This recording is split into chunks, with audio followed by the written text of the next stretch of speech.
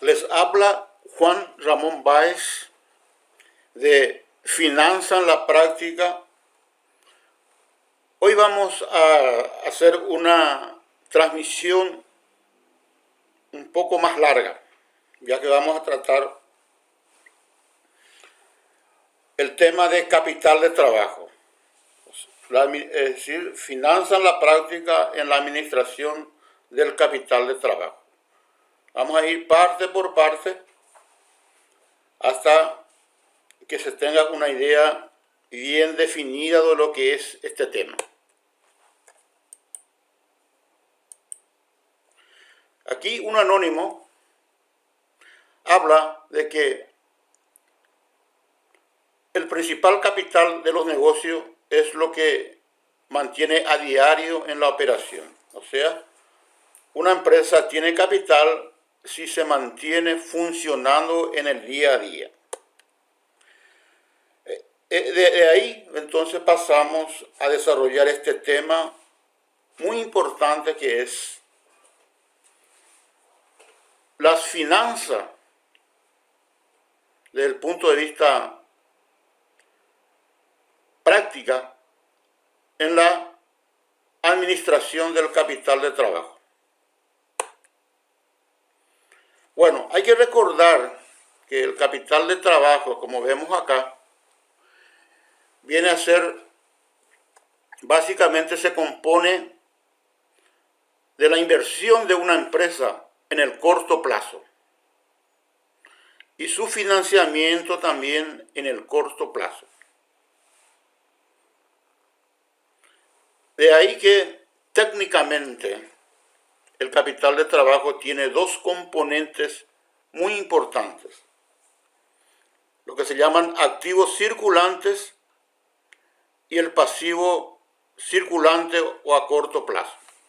Siempre estamos refiriéndonos a corto plazo cuando nos referimos a un tiempo que no supera un año desde el momento en que la empresa realiza una inversión en el corto plazo o una captación de recursos en el corto plazo. Bueno, es importante recordar acá que el capital de trabajo, o sea, la administración del capital de trabajo, implica o consume más del 80% de los gestores financieros. O sea, la gran mayoría del tiempo del gerente financiero se destina a la administración del capital de trabajo. Los otros 20% se destina a otros temas más bien estratégicos. Pero el día a día, la rutina es gestionar o administrar el capital de trabajo. Y como cualquier tema de finanza, el objetivo fundamental en la administración del capital de trabajo, en este caso, es maximizar el valor de la empresa. Hacer, en otras palabras, con la gestión del capital de trabajo lo que buscamos es hacerlo más rico a los propietarios. O sea, maximizar el valor de la empresa. Si es una empresa como una SRL, hacerle aumentar el valor de esa empresa. Y esto, lógicamente, para poder maximizar el valor de la empresa, necesitamos hacer una administración eficiente de los activos circulantes y los pasivos a corto plazo. Es decir, las dos funciones que tenemos que ejercer para maximizar el valor de la empresa es la función de administrar eficientemente los activos circulantes y los pasivos a corto plazo. Veremos eso en qué consiste. Aquí les presento otra vez un gráfico donde podemos ver aquí en la parte izquierda podemos ver los componentes principales de un balance. Acá comenzamos con, en el lado izquierdo vemos el activo circulante y el activo no circulante. El activo circulante debe ser financiado por el lado del pasivo, por el pasivo circulante. Además de eso, como ven ustedes que una parte del activo circulante también es financiado por pasivo no circulante y por capital. O sea, necesariamente una parte del activo circulante tiene que ser financiado con recursos de largo plazo, ya que el pasivo no circulante viene a ser las deudas a largo plazo y las aportaciones de los socios financia una parte del activo circulante. Eso vamos a explicar el por qué.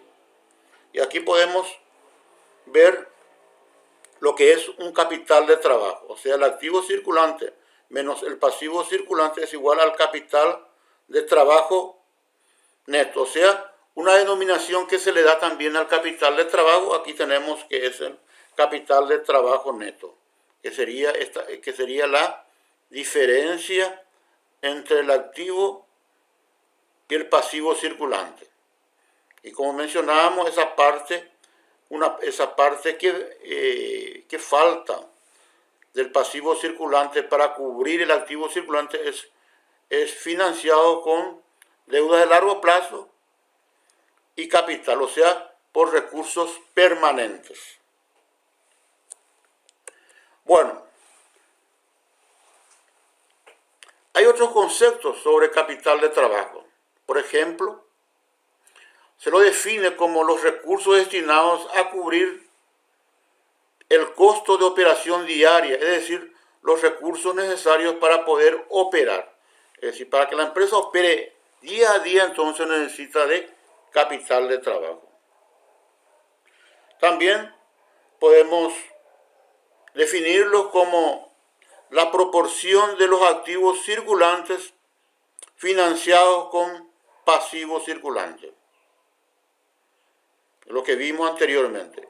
Otra definición un poco mejor, diríamos, es que, como mencionamos al inicio, que la parte de los activos circulantes que no es financiado en el corto plazo, debe ser financiado por pasivo a largo plazo o capital, o sea, patrimonio neto. Bueno, mencionamos, ¿verdad?, por ejemplo, otros nombres. En Europa se lo llama fondo de maniobra al capital de trabajo. Capital de trabajo es una expresión anglosajona y en Europa se le llama fondo de maniobra. También también se le llama fondo operativo, o sea, los recursos necesarios para mover día a día la empresa. Y como mencionábamos en la transparencia también, otro nombre sería el capital de trabajo neto. Acá da la connotación de diferencia entre el activo corriente y el pasivo corriente. Lo que menos importa es el nombre. Aquí tenemos que ver si la empresa tiene o no capital de trabajo para operar. Bueno, acá vemos gráficamente el concepto de capital de trabajo neto. Acá por un lado tenemos los activos circulantes y por el otro lado tenemos el pasivo circulante. Y aquí vemos que restando de los activos circulantes, el pasivo circulante, se tiene lo que se llama capital de trabajo neto. Esto lógicamente implica, ¿verdad?, administrar los activos circulantes y los pasivos circulantes. Como mencionábamos anteriormente, gran parte del tiempo del gestor financiero, ya que puede ser el dueño de una pequeña empresa o puede ser un funcionario contratado, lo destina esto hasta un 80% de su tiempo se destina a administrar los activos circulantes y pasivos circulantes. Vamos a ir viendo el porqué. Vamos a ver primeramente que los activos circulantes básicamente ¿qué son? Vienen a ser efectivos en caja y bancos. Y algunas inversiones temporales. Por ejemplo, un depósito en un banco en CDA sería una inversión temporal porque que esto se coloca a un plazo y rinde intereses. Esto sería los primeros componentes. Después tenemos las cuentas por cobrar. Como mencioné, las cuentas por cobrar surgen de dar créditos o de vender las mercaderías a créditos. Y una empresa, ya sea comercial o industrial, necesita materia prima para poder, si una industria necesita materia prima, se le agrega mano de obra y finalmente tenemos el producto terminado, que se le llama en forma global tanto a la materia prima como a los productos terminados inventario. Los activos circulantes, como mencionábamos, tienen una característica. Es muy fácil de convertir en dinero en el plazo máximo de un año. Por ejemplo, ya efectivos en caja y bancos e inversiones temporales ya son dinero. Cuentas a cobrar está a un paso de ser dinero. Inventario, lógicamente, necesita dos pasos. Primeramente hay que venderlo y después cobrar. De todos estos tres componentes que vemos acá, el menos líquido es inventarios o mercaderías. Bueno, por otro lado, como vimos anteriormente, esto tiene que ser financiado. El principal financiador de los activos circulantes viene a ser los proveedores. Son los que financian la mercadería. O sea, la empresa, en este caso, compra la mercadería a crédito y lógicamente es el proveedor del crédito se le llama proveedores. También muchas veces se le llama cuentas, también tiene una denominación de cuentas a pagar. Cuentas a pagar o proveedores. Existen otras cuentas a pagar. Por ejemplo, llegado a fin de mes, la empresa debe preparar su balance. En ese caso, cuando uno ya recibe, por ejemplo, la factura de la ANDE, debe contabilizarlo como un gasto y como una deuda. Esas serían las otras cuentas a pagar. Y aquí tenemos también otro componente que serían los impuestos por pagar.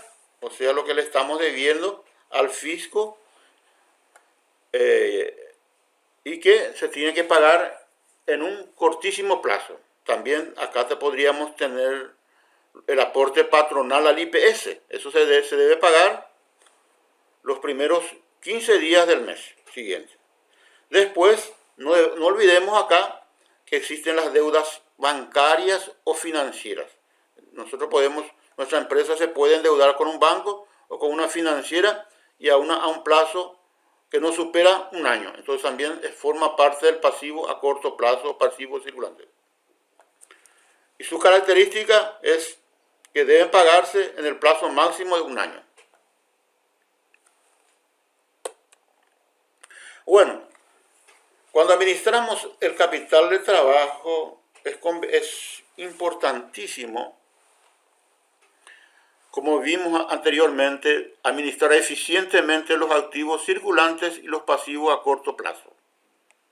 Y aquí podemos ver el flujo, en este caso, del dinero de cualquier tipo de empresa. Y esto puede comenzar con la compra de materias primas o mercaderías. Una vez en depósito, las materias primas o mercaderías, y principalmente en el caso de las mercaderías, se destina a su venta. Esta venta puede ser a crédito o al contado. Si es al contado, directamente ya recibimos el dinero entregando las mercaderías. Si es a crédito, vamos a preparar una factura, ¿verdad? Y ese va a tener un vencimiento. Llegado el vencimiento de la factura, entonces cobramos y se transforma en dinero. Con ese dinero, lógicamente vamos a pagar todas las cuentas que la empresa tiene a corto plazo. Habíamos mencionado cuáles eran esas cuentas. Cuentas con la parte de servicios públicos, inclusive salarios de los empleados, de impuestos y principalmente al proveedor por las mercaderías proporcionadas. Este viene a ser el ciclo, el movimiento global del dinero en la empresa. Dentro de este ciclo, vamos a llamarle global, tenemos un ciclo muy importante que comienza desde el momento en que se paga al proveedor por las mercaderías y termina cuando se recibe el dinero. O sea, comienza cuando se paga al proveedor, sería este círculo, ¿verdad? Se le llama ciclo financiero. Aquí ya, como vemos acá, este ciclo financiero debe ser financiado por terceros, ya que aquí no entra el financiamiento de los proveedores. Eso ya fue descontado. O sea, el momento en que pagamos al proveedor hasta cobrar las cuentas a cobrar. Este es el ciclo financiero. Y para eso la empresa necesita de recursos, ya para poder aguantar ese tiempo, desde el momento en que paga al proveedor hasta recibir por las mercaderías vendidas. Uno tiene que tener sustento financiero. Y esto normalmente es proporcionado por quienes. Ya no más por los proveedores, porque eso ya cobraron, sino por los bancos o por los propietarios. Estos son entonces recursos que uno debe obtener en forma externa, o sea, a través de préstamos o aporte de los socios. Bueno, entonces es muy importante tener en cuenta este ciclo financiero. Y para poder gestionar este ciclo financiero, uno debe, lógicamente, establecer políticas de gestionar el capital de trabajo. Son decisiones, vamos a llamarles, fundamentales, que una empresa debe tomar. Y estas decisiones se relacionan, lógicamente, con los activos circulantes y con los pasivos a corto plazo. Y aquí lo importante es, en el caso de activos circulantes, lógicamente debemos establecer qué proporción de los activos de la empresa se va a destinar a activos circulantes. Después de establecer la proporción que puede ser, por ejemplo, 50%, entonces debemos establecer el nivel, la composición del activo circulante. O sea, qué proporción va a ser dinero, qué proporción va a ser cuentas a cobrar y qué proporción va a ser cuentas a pagar. Eso se hace de la misma forma que se hace para las inversiones o activos circulantes, se hace para la financiación o pasivos circulantes. También debemos establecer el nivel de recursos a corto plazo sobre todo el pasivo. Y aquí tenemos que establecer, ¿verdad?, que esto si normalmente tiene una proporción con relación al pasivo, con relación al activo circulante, es decir, la proporción recomendada es de 1,5 a 2 veces del activo circulante. O sea, el activo circulante no debe superar al pasivo circulante en 1,5 a 2 veces.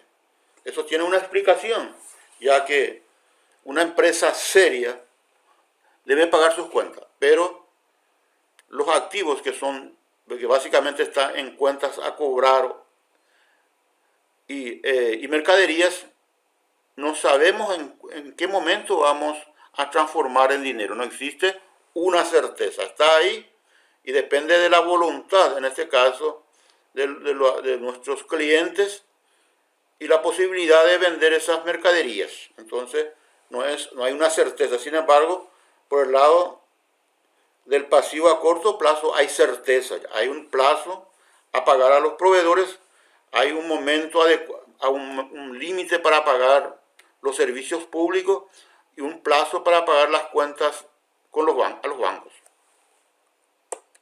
Por eso debe existir, por eso está ese colchón de 1,5 a 2 veces.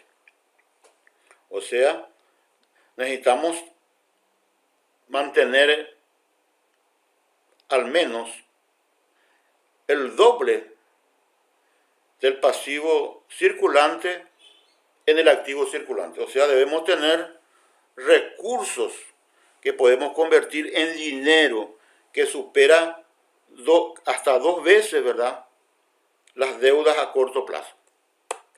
Bueno, como mencionábamos, ¿verdad?, para poder administrar el capital de trabajo debemos establecer políticas de inversión, o sea, algunos criterios que se deben mantener en la empresa. Y eso básicamente, esas políticas las podemos distinguir 3 tipos de política. Una política relajada, una política restringida y una política moderada. Cuando hablamos de política relajada, implica tener muchos activos circulantes.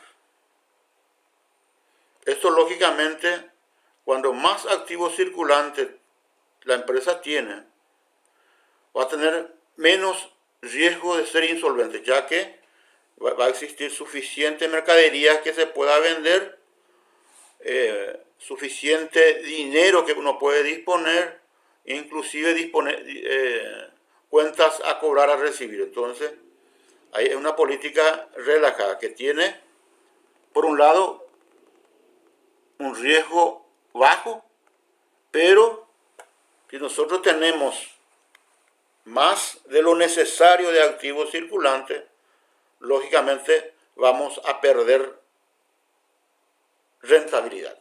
Es decir, siempre existe ese dilema de rentabilidad-riesgo. En la política relajada tenemos poco riesgo, pero por otro lado, la rentabilidad también es baja.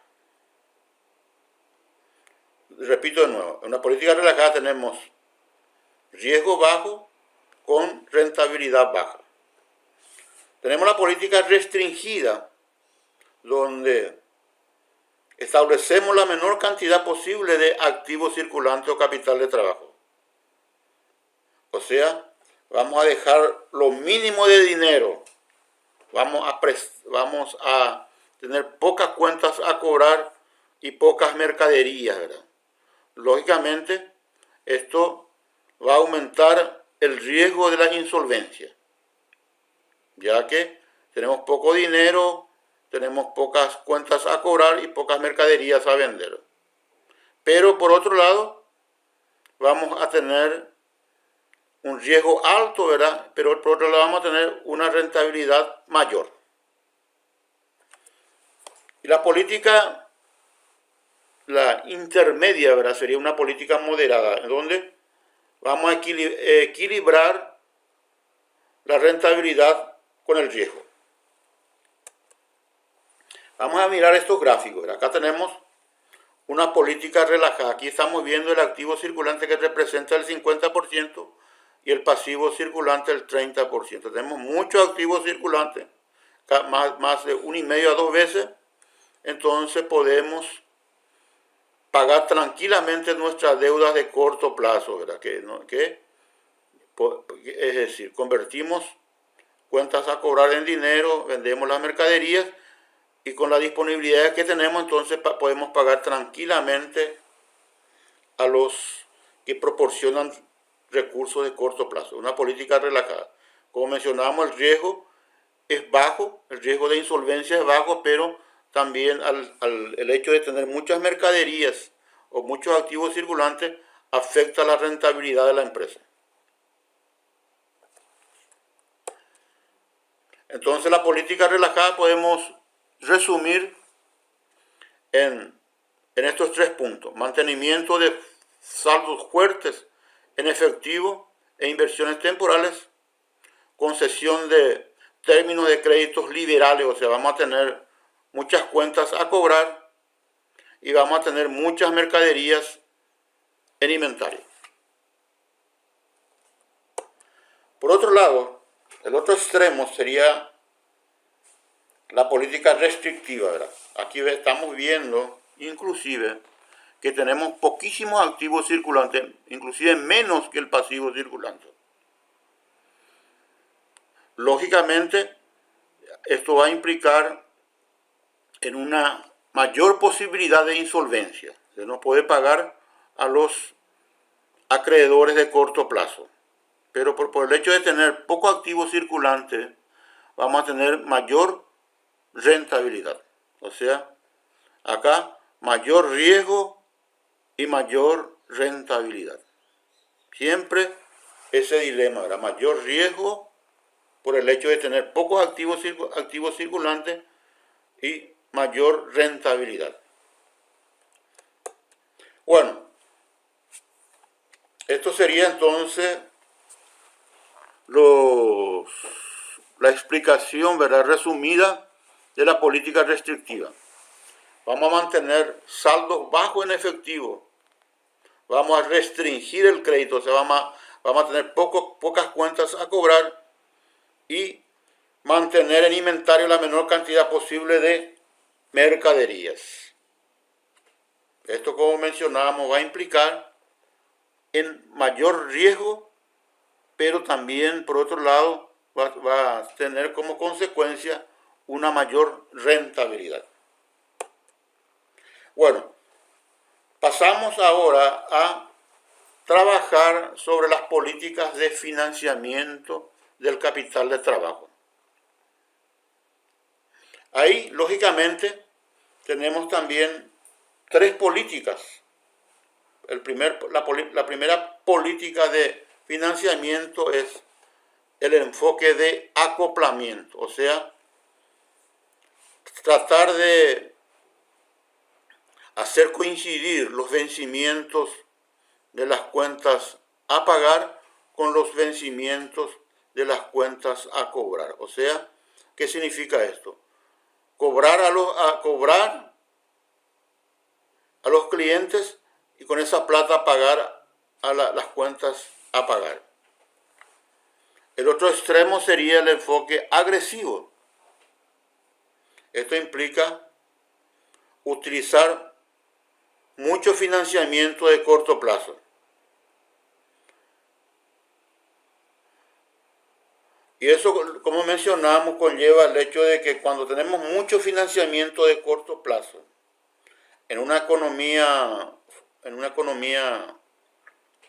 eficiente, el financiamiento de corto plazo normalmente tiene menor costo financiero. O sea, por el plazo, ¿verdad? Cuando menos sea el plazo del crédito, la tasa de interés es más baja.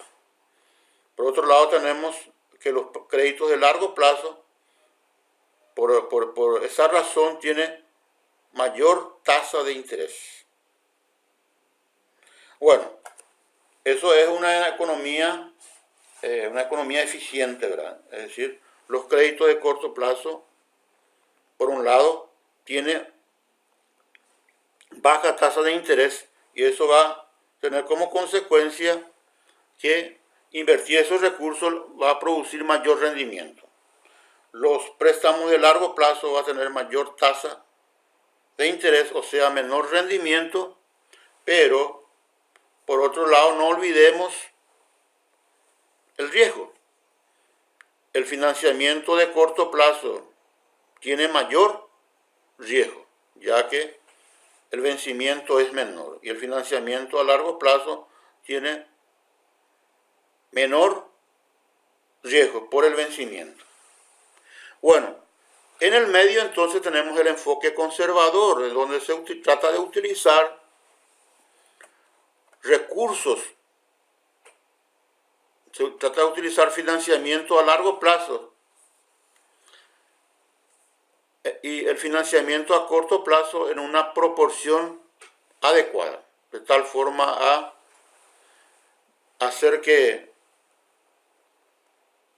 de tal forma a combinar un menor rendimiento con un menor riesgo. Bueno, esto lógicamente, esta forma de financiación, esta política de financiación, es producto de dos características de los activos circulantes. Los activos circulantes,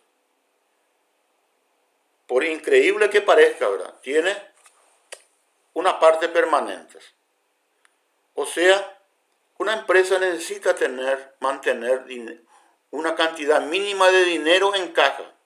Necesita mantener una cantidad mínima de mercaderías en stock.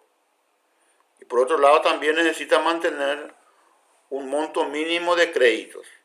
Y esto lógicamente son lo que se llaman recursos permanentes. Esto no cambia. Y adivina cómo debes financiarlo. Esto debe ser financiado con recursos de largo plazo. De ahí aparece ese punto donde la diferencia entre el activo circulante y el pasivo circulante, esa brecha es financiada con recursos permanentes, o sea, con deuda de largo plazo y capital. Por otro lado, tenemos los activos circulantes temporales, o sea, aquellos que van fluctuando de acuerdo a las variaciones estacionales o cíclicas del negocio. O sea, en un periodo estacional donde la empresa va a vender mucho, entonces acumula mayor cantidad de mercaderías. Esto sucede normalmente en temporadas, por ejemplo, fin de año, donde la empresa llega a un momento dado a tener el mayor volumen de activos circulantes para hacer frente a la demanda. Y esto lógicamente, ese incremento viene a ser los activos circulantes temporales. Bueno, acá podemos ver cómo funciona la política de financiamiento. Como mencionábamos, ¿verdad?, tenemos acá el enfoque agresivo. Acá tenemos el activo circulante de 800 y el financiado con 200 de pasivo de corto plazo, pasivo circulante. Y por otro lado tenemos el pasivo a largo plazo de 800. Entonces, este activo circulante de 800 es financiado por un pasivo circulante de 200 y un pasivo a largo plazo de 800. Y vemos acá en términos de costo, ¿verdad?, del pasivo. Vamos a suponer que el pasivo de corto plazo, que es de 200, sea financiado a una tasa de interés de 10%, y que el pasivo a largo plazo de 800 sea financiado a 15%, ya que mencionábamos, ¿verdad?, que los recursos de corto plazo tienen menor tasa de interés. Aquí el costo financiero, vamos a suponer que tenemos una deuda con el banco de corto plazo y otro de largo plazo. La deuda financiera, los intereses que vamos a pagar, aquí suman 140. Vamos a ver el impacto que eso tiene en el estado de resultado. Como mencionamos, el estado de resultado se inicia con las ventas. De las ventas le sacamos los costos de ventas y ahí surge ahí le sacamos los gastos, ahí surge la ganancia bruta, que aquí le llamamos UAI, o sea, utilidad antes de intereses e impuestos. O sea, repitiendo, a las ventas le quitamos los costos variables y los costos fijos, y surge la utilidad antes de intereses e impuestos, en este caso 600, solamente para ejemplificar. Y aquí tenemos, de ahí le sacamos los costos financieros de 140 y tenemos la utilidad antes de impuestos. Pagamos el impuesto, entonces le sobra 322 de utilidad neta. Esta sería la estructura del estado de resultados. En este caso partimos de la utilidad antes de intereses e impuestos, pero arriba están las ventas, los costos variables y los gastos fijos. Ahí surge la UAI. Y si nosotros comparamos 322 de ganancia con el total de activos, en este caso de 2000, tenemos una rentabilidad del activo de 16,10%.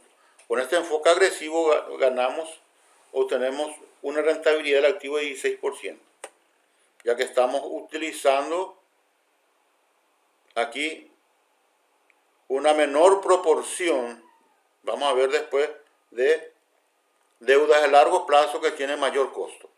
Acá tenemos el enfoque conservador, donde vamos a tener el mismo activo circulante de 800, pero en este caso vamos a financiarlo con pasivo circulante de 100, en el caso anterior era 200, y el pasivo a largo plazo de 900, en el caso anterior era 800, o sea, aquí vamos a tener solamente 100 de deuda de corto plazo al 10%, 900 al 15%, y aquí tenemos la suma del costo financiero, partiendo de los 600, como en el caso anterior, quitándole los gastos financieros, los costos financieros, vamos a tener una utilidad neta de 317. Calculando la rentabilidad del activo, o sea, ROA, esta es una expresión en inglés, ¿verdad? Esto sería el inicio, las iniciales de la expresión en inglés, Return on Active. En este caso, 317 dividido 2000, tenemos 15,85%.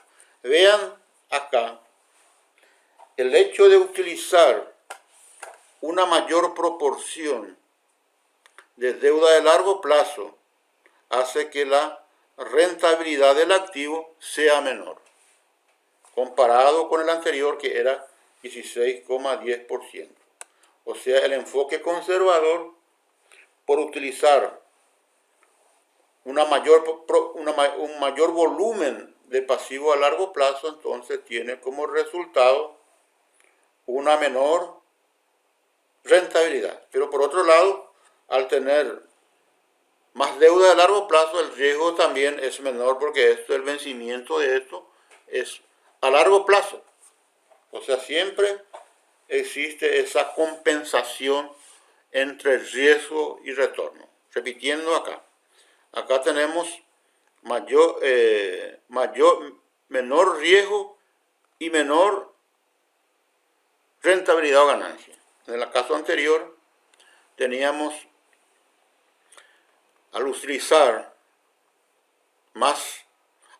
menos deuda a largo plazo, teníamos mayor riesgo y una rentabilidad mayor. Bueno, para ir terminando esto, vamos a ver y tratar de entender bien este dilema que existe en finanzas de rendimiento y riesgo. Para eso vamos a tomar un indicador, que en este caso el activo circulante dividido activos totales, o sea, la proporción del total de activos que representa activos circulantes. Cuando mayor es la proporción de activos circulantes con respecto a los activos totales, vamos a tener, como vimos, ¿verdad?, una menor utilidad, ya que los activos circulantes normalmente tienen menor rendimiento.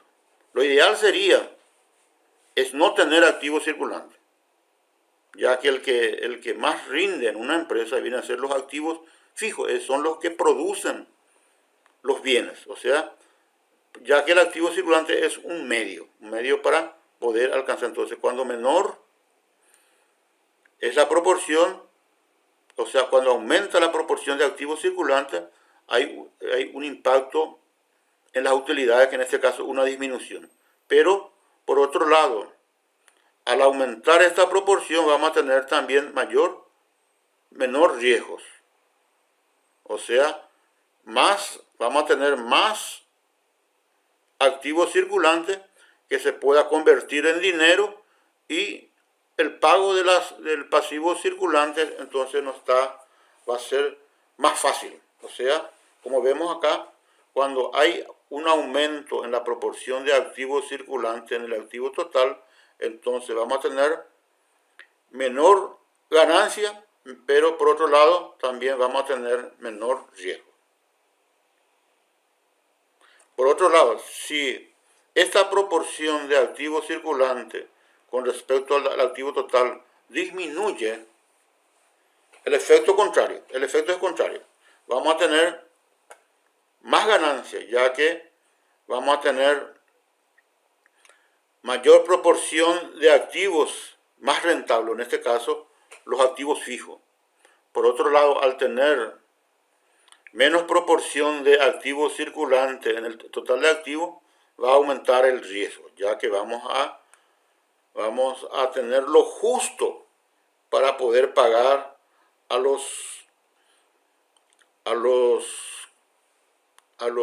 acreedores de corto plazo. O sea, puede faltar en un momento dinero para ellos, y entonces el riesgo de insolvencia aumenta.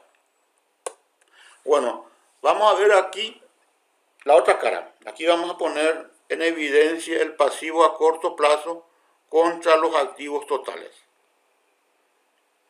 Hay que recordar en este caso que activos totales y pasivos totales son la misma cosa. Entonces, en este caso, para hacer un poquito más tangible, vamos a poner los activos totales en vez de llevar en cuenta los pasivos totales.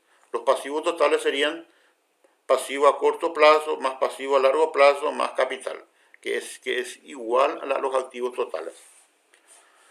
Bueno, en este caso vamos a ver que la proporción de pasivo a corto plazo aumentó. O sea, vamos a tener más proporción de deudas de corto plazo en el total de activos. Si esto aumenta, lógicamente vamos a tener un incremento de las utilidades, ya que, como sabemos, el pasivo a corto plazo paga menos interés.